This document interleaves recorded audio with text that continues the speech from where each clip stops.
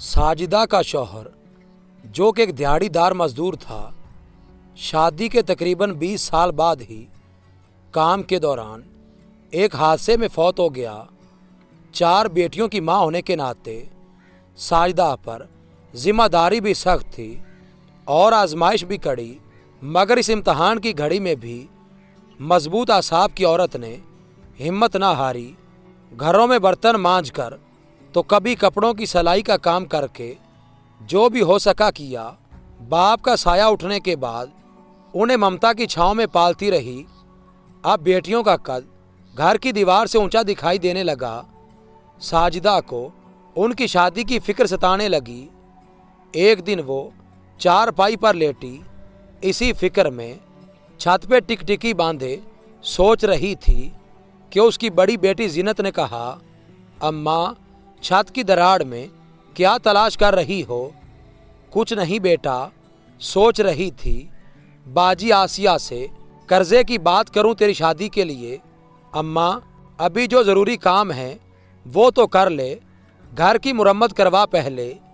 ये कहकर जीनत कमरे से बाहर चली गई और साजिदा दोबारा छत की जानिब देखते हुए खुद कलामी करते हुए कहने लगी, क्या बेटी की शादी से ज़रूरी काम भी होता है कोई?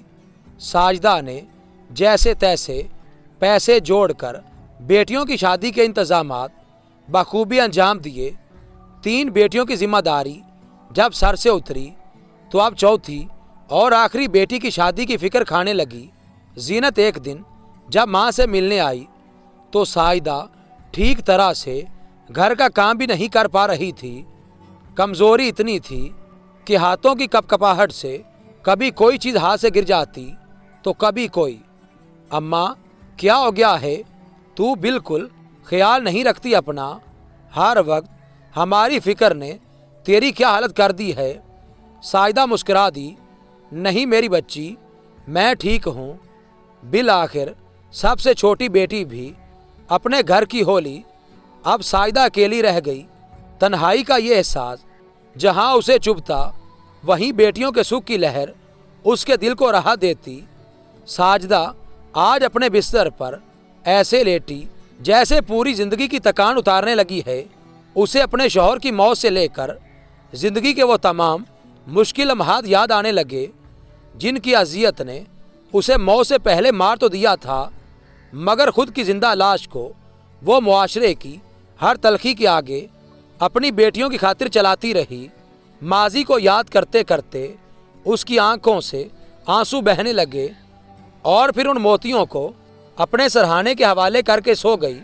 सुबह महल्ले में शोर उठा, बाजी साजिदा के घर की छत गिरने से उनका इंतकाल हो गया है। उस छत के गिरने से सिर्फ साजिदा का इंतकाल नहीं हुआ था, बल्कि उस छाँव का भी खात्मा हो गया जिसकी ठंडक ने एक तवील अरसा धूप में जलकर अपने बच्चों को ज़माने की गर्म हवा से बचाए रखा।